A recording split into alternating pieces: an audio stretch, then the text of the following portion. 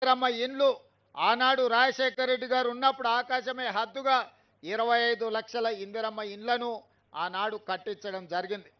దురదృష్టవశాత్తు 10 సంవత్సరాలు కాంగ్రెస్ లేని ప్రభుత్వం పేదలకు ఇండ్లు ఇస్తామని, డబుల్ బెడ్రూమ్ ఇండ్లు కట్టిస్తామని ఆశ చూపించి ఆ ఆశ అడియాశలైనవి, వాళ్లకు మాత్రం ఇండ్లు రాలేదు. అందుకే మళ్ళీ మన ప్రభుత్వం వచ్చిన ఎంబడే మొదటి విడతగా 4.5 లక్షల ఇండ్లు దాదాపుగా 22,500 కోట్లతోని ఈనాడు మనం ఇండ్లు కట్టిస్తున్నాం. ప్రతి ఇంటికి 5 లక్షల రూపాయలు ఉచితంగా ఈరోజు మనం ఇండ్లకు ఇస్తున్నాం. అందుకే ఈరోజు మా ఆడబిడ్డల పేరు మీదనే ఇండ్లు మంజూరు చేస్తున్నాం.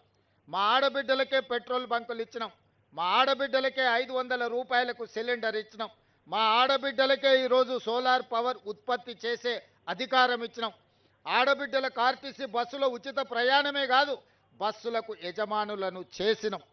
అందుకే ఈనాడు మన ప్రభుత్వం ప్రజాపాలనలో, ఇందిరమ్మ రాజ్యంలో, సోనియా గాంధీ గారి నాయకత్వంలో ఈ దేశానికి రాష్ట్రపతిని చేసిన, ఈ దేశానికి ప్రధానమంత్రిని చేసిన, కేంద్ర మంత్రులను చేసిన, వివిధ రాష్ట్రాలలో మహిళలను ముఖ్యమంత్రులను చేసిన ఈనాడు సీతక్కను, సురేఖమ్మను తెలంగాణ రాష్ట్రంలో మంత్రులను చేసిన, రేణుకా చౌదరి గారిని రాజ్యసభ, విజయశాంతి గారిని ఎమ్మెల్సీగా చేసిన అది కాంగ్రెస్ పార్టీ.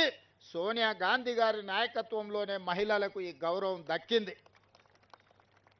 ఇందిరమ్మ రాజ్యం ఉన్నప్పుడే మహిళల ఆత్మ గౌరవంతో తలెత్తుకొని నిలబడే విధంగా ఈరోజు మహిళల అభివృద్ధి కోసం మన ప్రభుత్వం పని చేస్తున్నది.